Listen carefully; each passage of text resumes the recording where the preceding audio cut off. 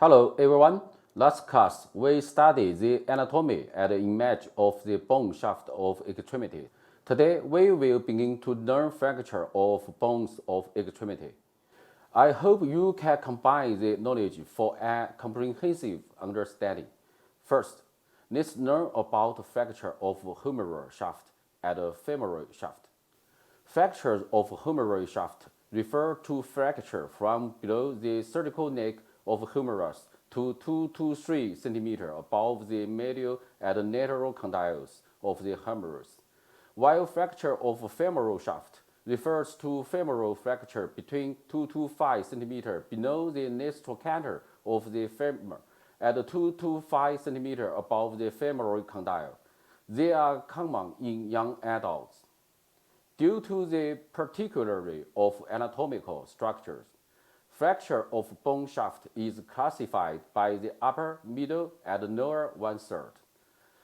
Fractures of the middle and upper humeral shaft are mostly caused by direct violence, often transverse of community fractures. We will explain according to the upper, middle, and lower parts. For fracture of the upper one-third, earliest, above the deltoid attachment, anterior and medial displacement occurs at the proximal due to the traction of the pectoralis major, latissimus dorsi, and the teres major. Superior and lateral displacement occurs at the distal due to the traction of the deltoid, coracobrachii, biceps, and triceps. For fracture of the middle one-third, it is below the deltoid attachment, anterior and lateral displacement occurs at the proximal due to the traction of the deltoid and coracobrachii. Superior displacement occurs at the distal due to the traction of the biceps and triceps. Fracture of the lower one-third of the humeral shaft is mostly due to indirect violence and is generally oblique or spiral fracture.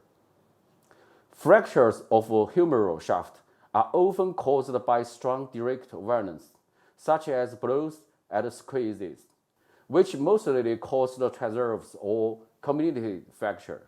A few can be caused by indirect violence, such as leverage, and are often oblique and spiral fracture. For fracture of upper one-third of femoral shaft, flexion, abduction, and lateral displacement occur at the proximal due to the traction of the iliacus, gluteus medius, and gluteus minimus, as well as other lateral rotation muscles. And posterior, superior, and medial displacement occurs at the distal due to the action of the adductor muscles.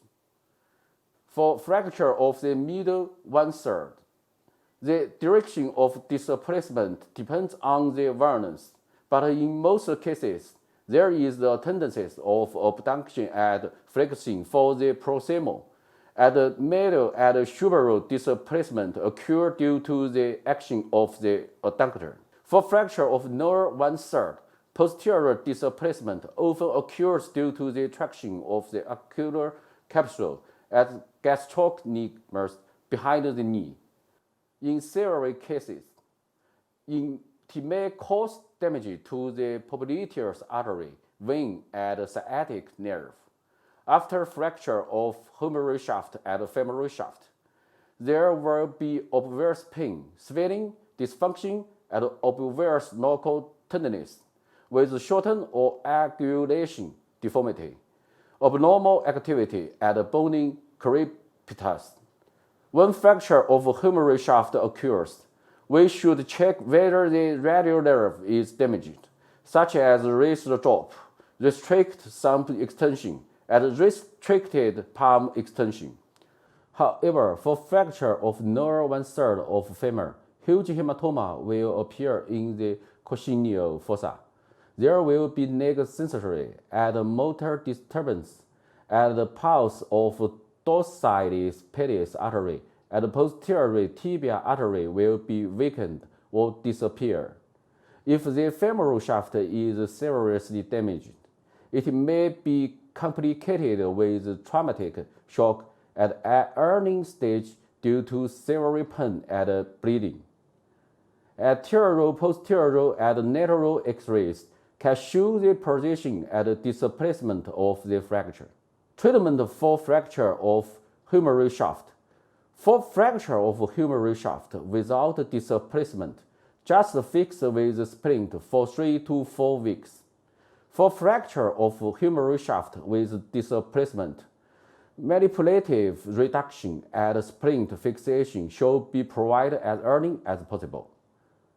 The specific reduction method is manning straight action, holding, lifting, squeezing, and pressing, so as to correct angulation and lateral displacement. In the treatment of fracture of femoral shaft, attention should be paid to the prevention and treatment of traumatic shock. The specific reduction method is similar to that of fracture of humeral shaft. After reduction, splint fixation can be adopted.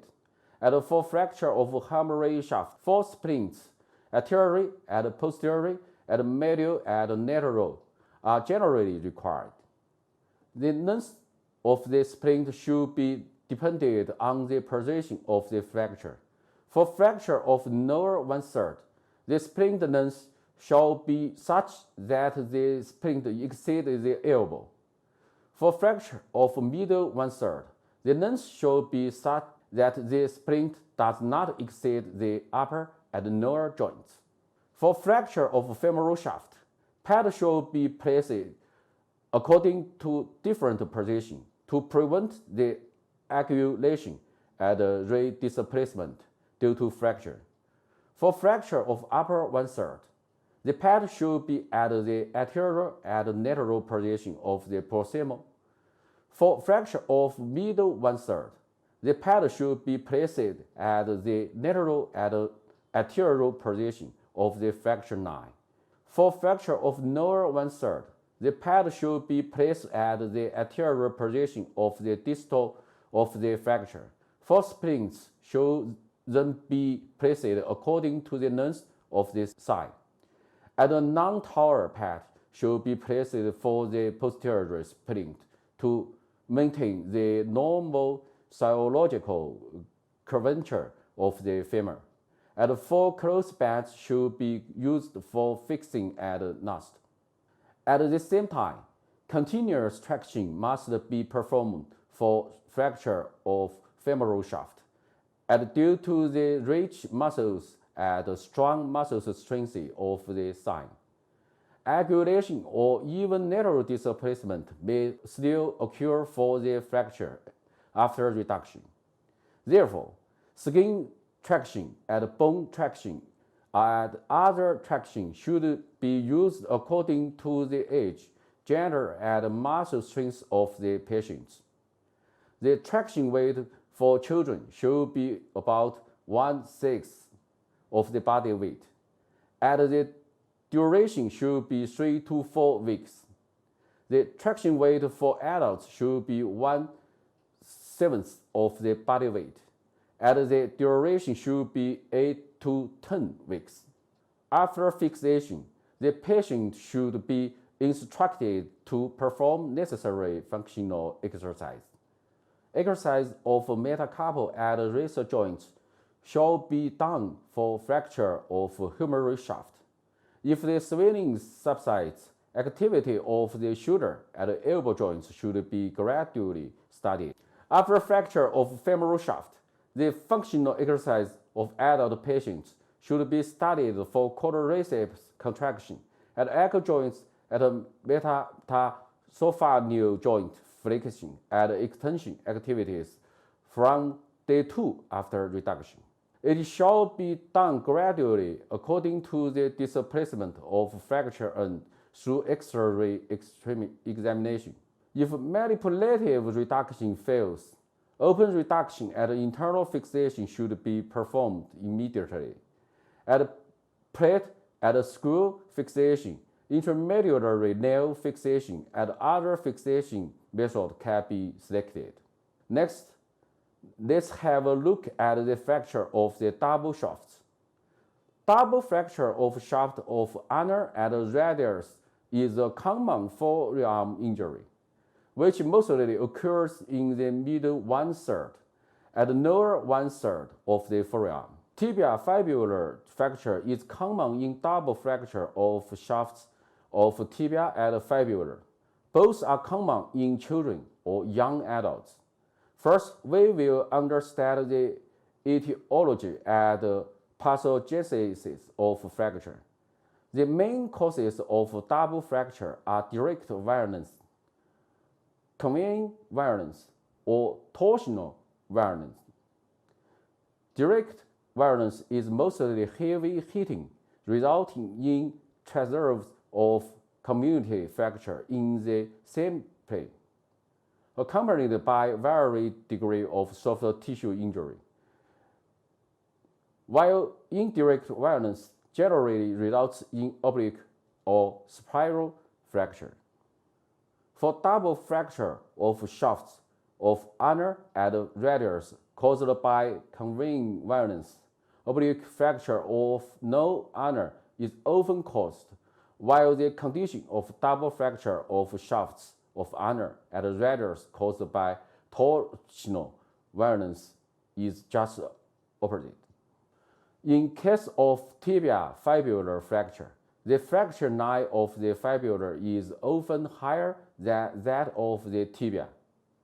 In addition, double fracture is likely to cause swelling in the fascial compartment and compress blood vessels, which result in fascial compartment syndrome and ischemic muscle contracture in several cases. Next, let's have a look at the clinical manifestations.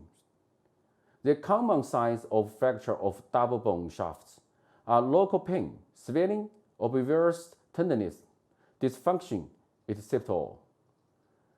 Articulation deformity, bone crepitus, and abnormal activity are often present in complete fracture. Several cases of tibia fibular fracture may have limb shortening and foot lateral rotation deformity. The motor and sensory function of radial nerve, median nerve, and ulnar nerve should be examined in detail in the physical examination for fracture of upper extremities. For fracture of lower extremities, attention should be paid to the damage of the popliteus artery and common peroneus, etc. Of course, plain film examination must be done, and the fracture type and displacement direction can be determined by anterior, posterior, and lateral X-rays. Elbow and wrist joints should be covered for double fracture of shafts of ulnar and radius, so as not miss the diagnosis of dislocation of proximal and distal radial ulnar joints. The whole length of fibula and tibia should be covered for the shaft of the fibula and tibia. Finally, let's have a look at the treatment of fracture of double shafts.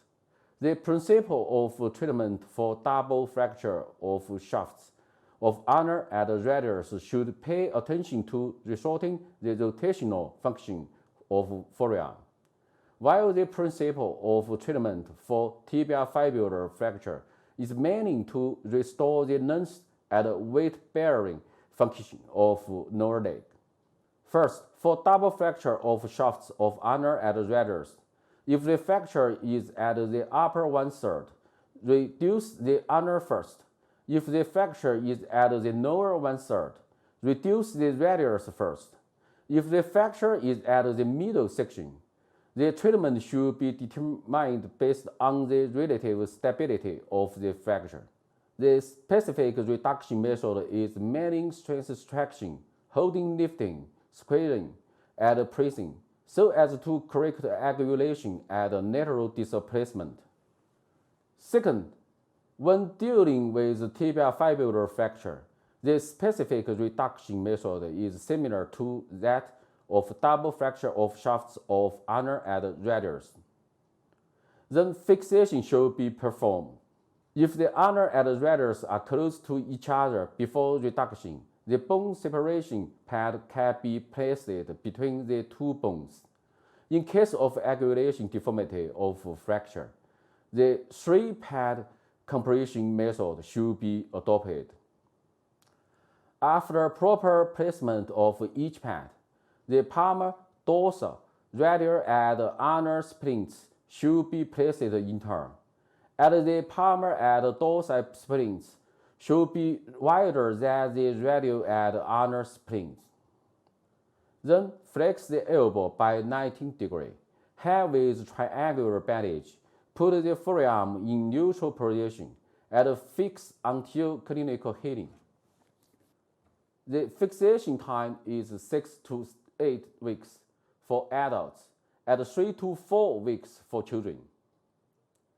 Tibial fibular fracture should also be fixed with splints. 4 splints should be placed in turn according to the position of fracture, and finally fixed with closed bands. Of course, functional exercise is essential, different from single shaft fracture.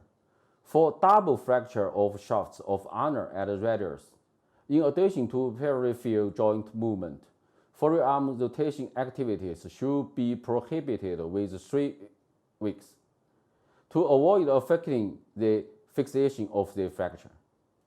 For tibial fibular fracture, fascial compartment syndrome should be avoided. Flexion and extension activities of ankle and foot joints and quadricep exercise should be properly carried out. In case of manipulative reduction failure for these two types of fractures, open reduction and internal fixation should be performed as early as possible, such as fixation with the plate and intermediary nail. Okay, that's all for this study on bone shaft fracture. I hope you can activity review after class. Thank you.